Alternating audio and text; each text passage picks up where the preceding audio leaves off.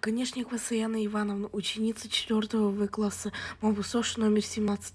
Письмо папе на фронт. Автор Елена Благигина. Здравствуй, папа. Ты опять мне снился? Только в этот раз не на войне. Я даже немножко удивилась. Да чего же прежний был во сне? Прежний, ну так же самый. Словно мы не виделись 2 дня. Ты вбежал, поцеловался с мамой, а потом поцеловал меня.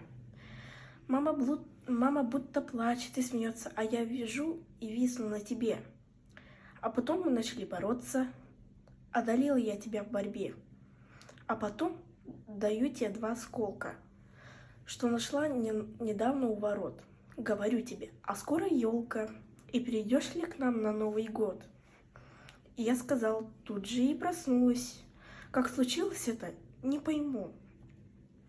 Осторожно к стенке прикоснулась, с удивлением глянула во тьму.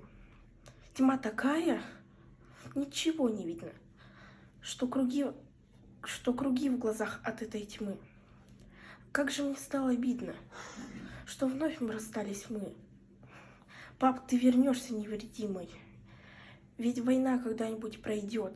Миленький, голубчик мой родимый, знаешь ведь, что скоро Новый год. Я тебя, конечно, поздравляю. И вовсе не болеть.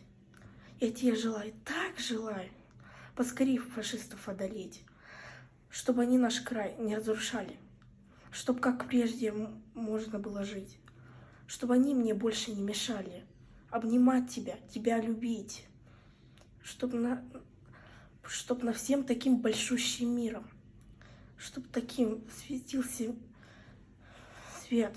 Поклонись бойцам и командирам, передай от меня привет, пожелаем всякую удачу. Пусть идут на немцев день и ночь. Я тебе пишу и чуть не плачу. Это так, от счастья, твоя дочь.